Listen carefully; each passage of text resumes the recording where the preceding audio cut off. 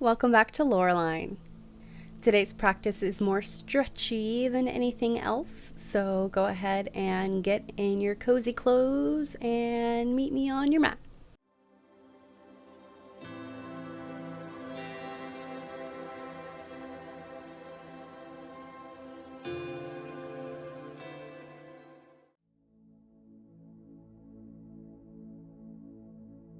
Hello. Welcome back to my personal yoga practice. Whatever number this is by now. Go ahead and start right off with your self-care, head scratchies. You know the drill by now. And if you don't, you're just gonna scratch your scalp and your head and play with your hair and do a vagus nerve exercise, an eye tension exercise. Take off these glasses because they are not helping the tension, especially in the temples. A little bit of self-love goes a long way. Chug your water.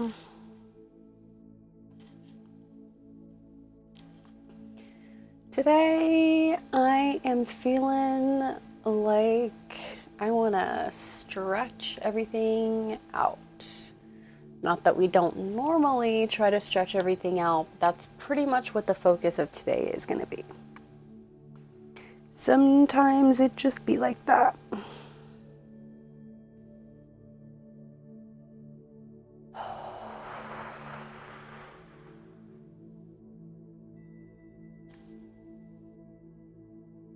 So take a few minutes here to do your thing.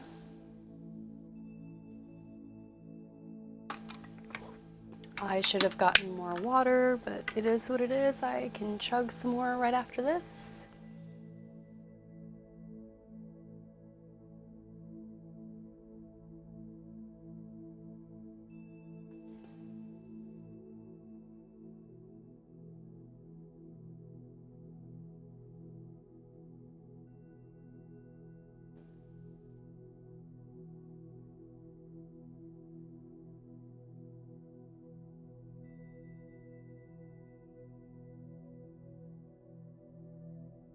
I'm choosing to do the vagus nerve exercise today.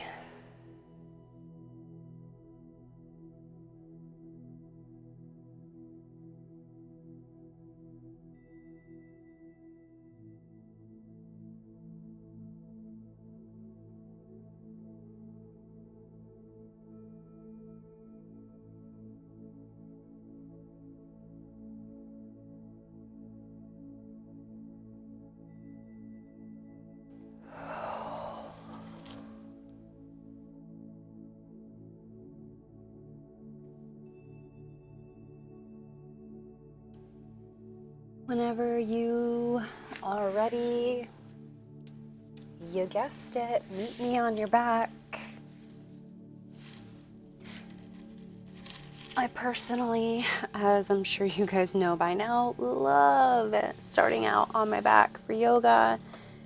Really just helps me relax everything and make sure that my spine is in alignment. It's not uncommon for parts of my spine to crack when I'm laying here and doing yoga. You just have to get to know your body well enough to know if it's a good crack or a bad crack. Now, I know that's gonna sound weird, but it's a whole thing.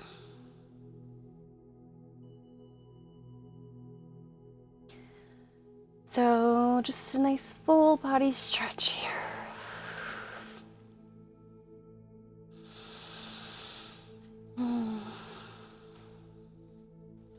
Stretching to the point where you kind of feel like the little rumblies in the ears. That can always feel nice.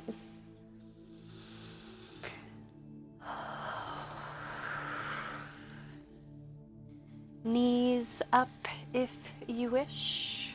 Twisty twist if you wish. I'm just doing a little wiggly here.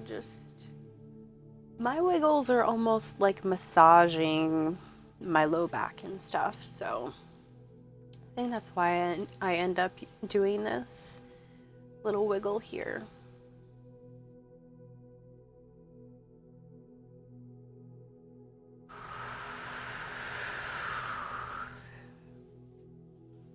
Taking that all the way to one side if you wish.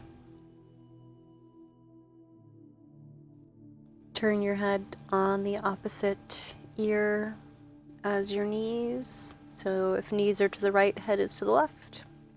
And you can rest your head on your ear best you can. Try your best to always avoid scrunching up your shoulders. Take it to the other side whenever you're ready.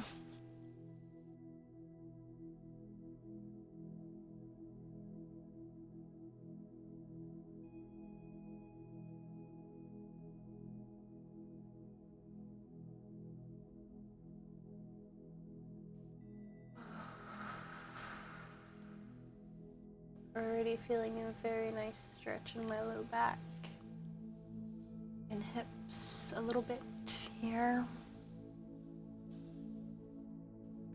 While we are here, we can always experiment with doing some hip openers on the ground. So Supta Baddha Konasana, cobbler's pose, but reclined, or reclined tree pose. So feel free to take as much space as you need to here.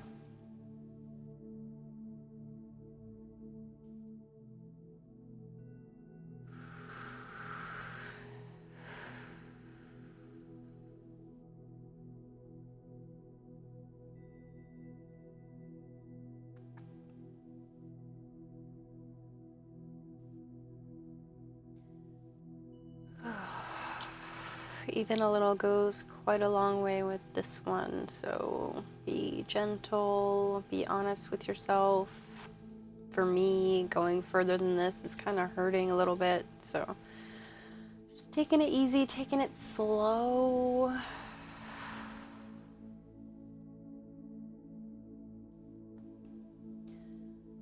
If you want, you can even experiment with doing like a reclined tree pose here. So just kind of play around a little bit here. Keeping in mind to keep these poses as stretchy and comfortable as possible. So play around with flexing and pointing the feet.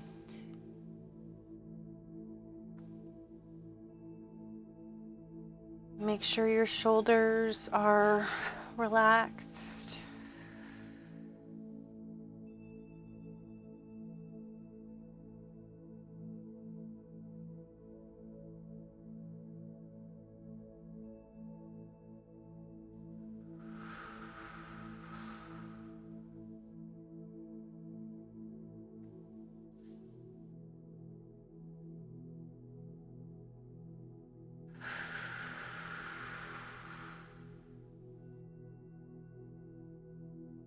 Focusing on the breath when you encounter a little bit of discomfort.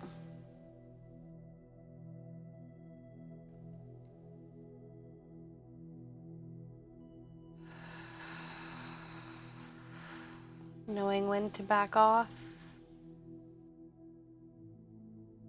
Baby pulses.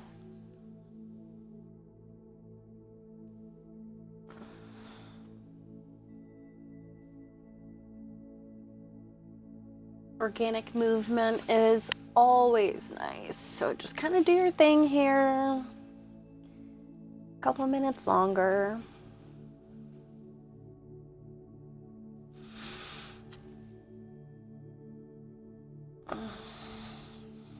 Feeling such a nice stretch pretty much everywhere already, which is the goal.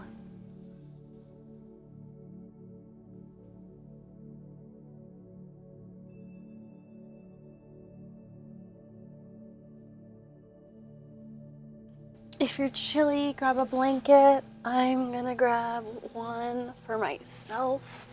It's normally beside me, but I had to use it last night on my bed. We're getting like a million cold fronts here right now, so.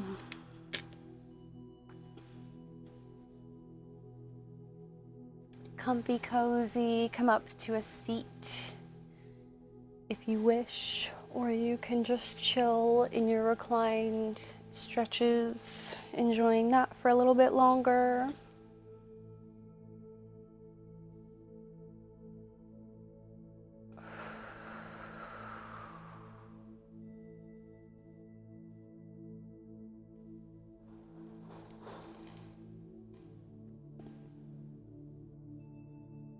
Just always aware of any areas of tension in the body and actively trying your best to avoid them.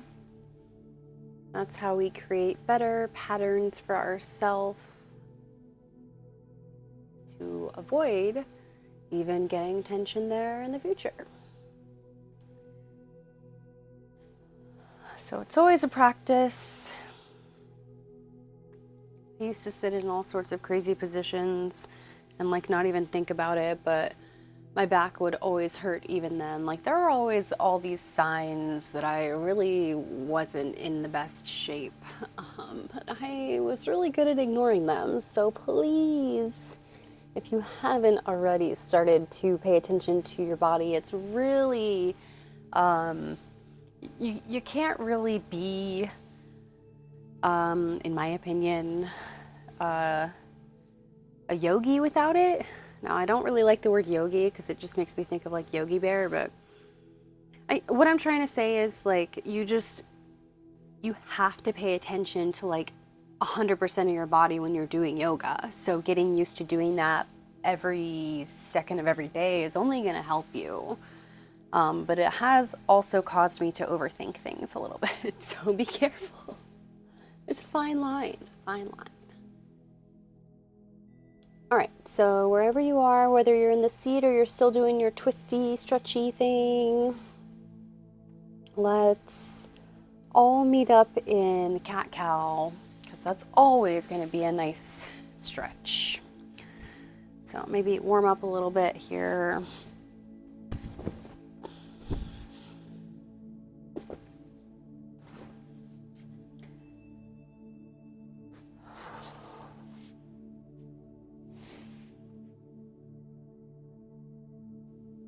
Taking your time to find that foundation,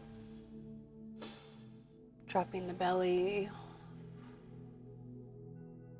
lifting the chin for cow. Breathe in and then breathe out, cat. Surround the spine, kind of tuck the tailbone.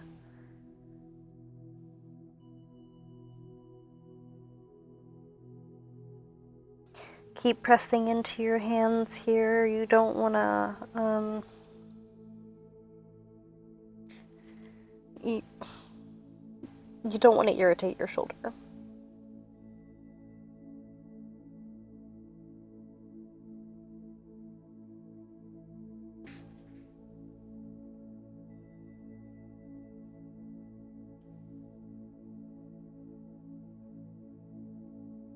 Finding that balance that we've been working on here. Using it to make sure that when you stretch put your hips to the right and your head to the right and do this little side bend here. If you're pressing in your foundation, you're making sure that you're not coming into any sort of undue alignment, if I may. So you make sure that you're taken care of. Child's pose at any time, of course. Always feels nice.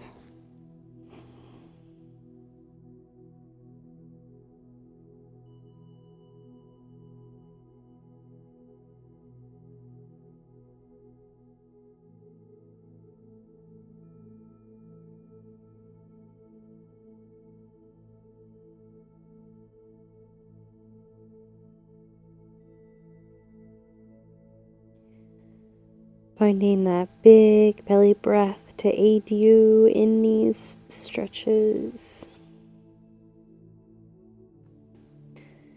Again, feel free to practice diaphragmatic breaths on your own.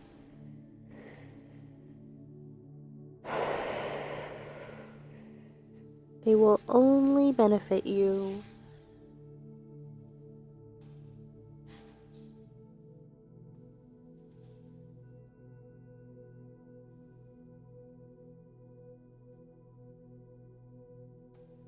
And in your own time, choosing to sit on a butt cushion if you like, you can come into... Honestly, I'm not sure what this pose is called off the top of my head, so I'll have to stick a note up there or something. But basically, putting your legs out here as wide as your mat, or as wide as you can. And actually, I think it might feel better if I don't use a butt cushion, so feel free to experiment with both.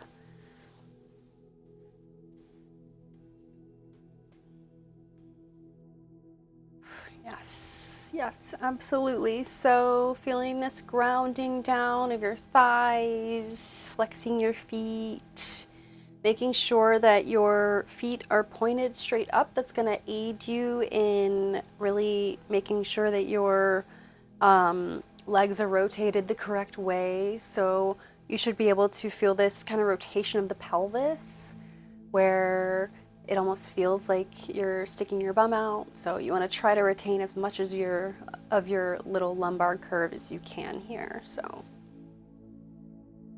bend your knees if you need to, no worries. And kind of inch forward as much as you can here. Take it slow.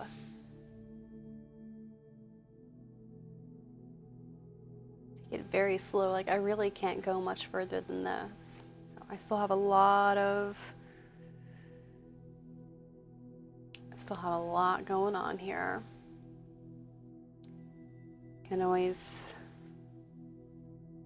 bend one knee in, adjust.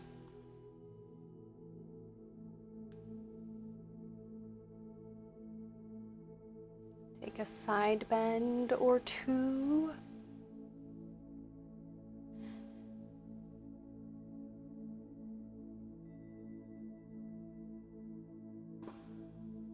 Touch your toe if you want, if you can. You can touch it with this hand.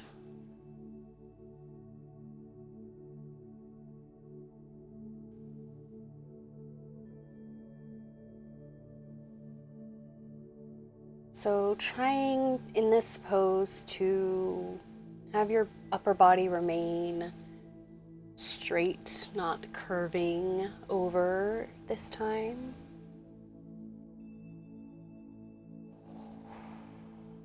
Finding quite a nice stretch in the hammy here. Meet for cobbler in the middle.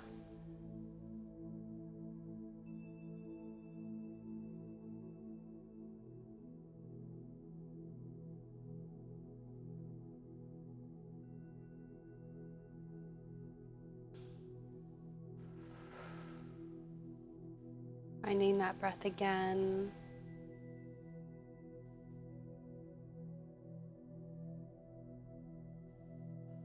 Leaving old lefty bent, putting old righty out. Same thing on this side. Find your foundation, find your balance. That quad pushing down here to aid in the balance.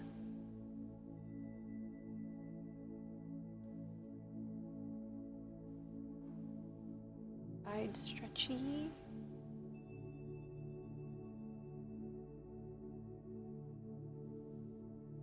gentle.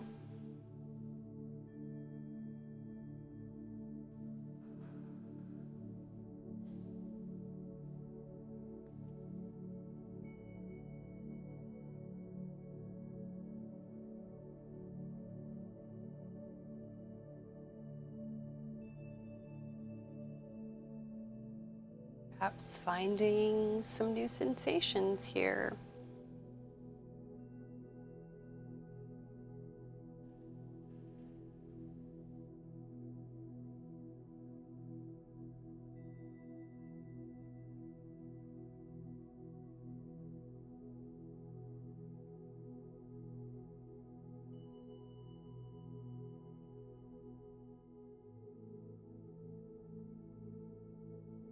Using the breath to get through it.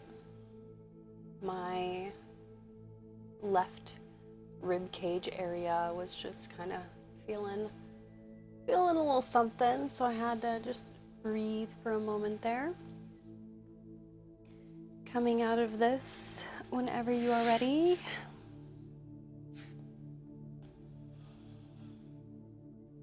Swinging it back around here. I just want to do one quick bridge today, or not bridge, I'm sorry, one quick boat today, just to say we did a little bit of core. So block between the legs can help. Remember, you can always sit on your blankie or your cushion for some assistance there.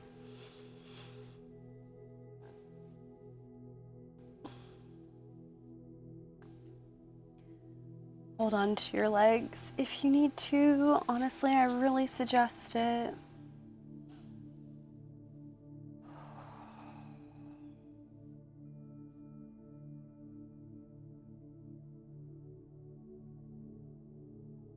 Focal point or drishti in the distance to help with balance. Stare at your focal point and breathe. Forget you're even doing a boat pose. Boat pose, I don't even know her. I don't know, make it make sense. It doesn't matter. Words, boat pose, and yeah. Don't psych yourself out like I did. We're gonna go back for another one here in a second.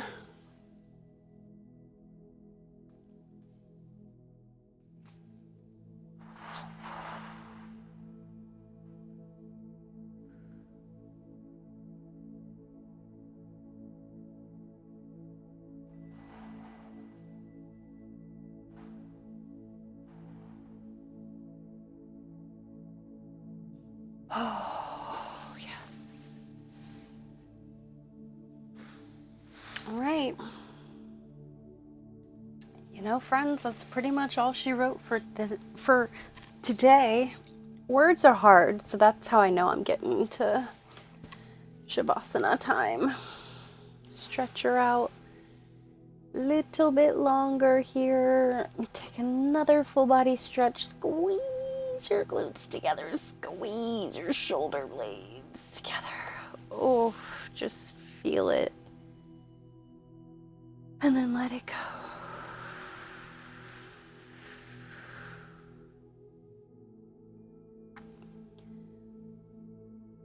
Relaxing everything on your mat.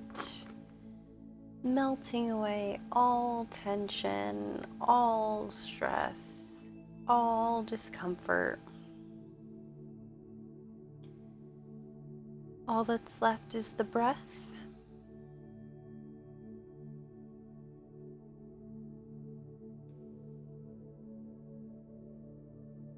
Bend the knees if you need to. It always feels really nice, so that's why I end up doing that. Hands wherever they feel most needed. Sometimes it can feel nice to stick them under the lumbar, give that C curve some rest while still being a C curve.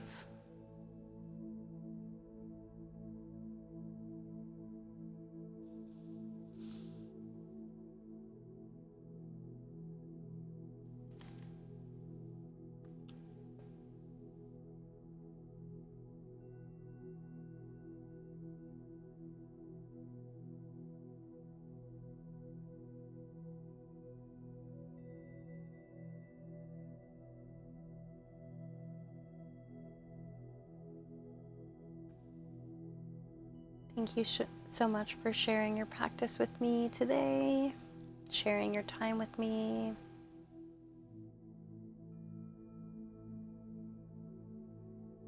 Let me know how it's going for you down in the comments below, what you're working on today. And I hope you enjoyed this nice stretchy practice as much as I did today. Sometimes it can be nice to slow down a little bit, even though my practices are pretty slow anyway. I know we've just been going kind of hard on the core lately, so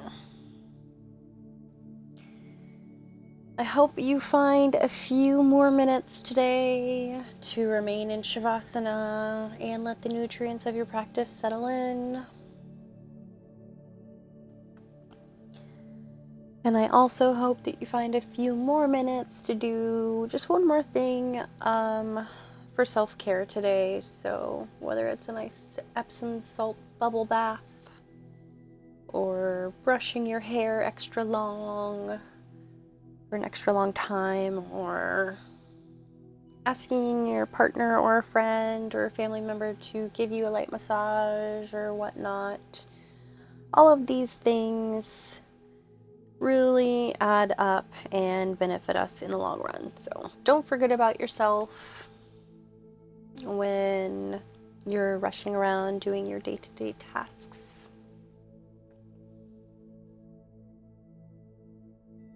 That being said, enjoy the rest of your Shavasana, the rest of your day, and I'll see you next time. Bye.